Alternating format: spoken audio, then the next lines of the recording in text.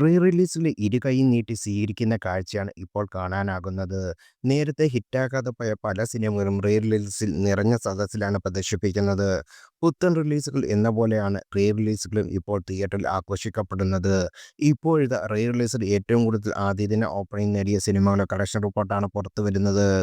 മഹേഷ് ബാബുവിനെ നായകനാക്കി ത്രിവിക്രമൻ ഒരുക്കിയ ഖലീജ ആണ് ലിസ്റ്റിൽ ഒന്നാം സ്ഥാനത്ത്. വലിയ പ്രതീക്ഷയോടെ വീണ്ടും തിയേറ്ററിൽ എത്തിയ സിനിമയ്ക്ക് ഗംഭീര വരവേൽപ്പാണ് ലഭിച്ചിരിക്കുന്നത്. മികച്ച പ്രതികരണം നേടുന്ന സിനിമ ആദ്യ ദിനം ആഗോളതലത്തിൽ 8.26 കോടിയാണ് നേടിയത്. തെലുങ്കിൽ ഒരു റിലീസ് ചിത്രത്തെ സംബന്ധിച്ച് ഇത് ഓൾ ടൈം റെക്കോർഡാണ്.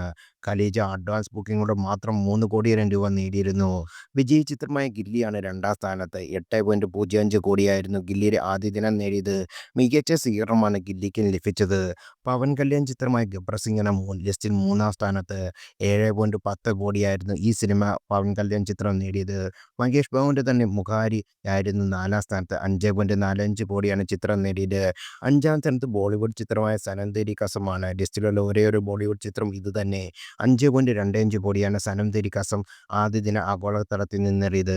ബിസിനസ് മാൻ, ഖുഷി, സിംഹാദ്രി, ആര്യ 2, ജൽസ എന്നിങ്ങനെ ലിസ്റ്റിലുള്ള മറ്റ് സിനിമകൾ ആദ്യ 10-ൽ മലയാളം സിനിമയൊന്നും ഇടം പിടിച്ചിട്ടില്ല.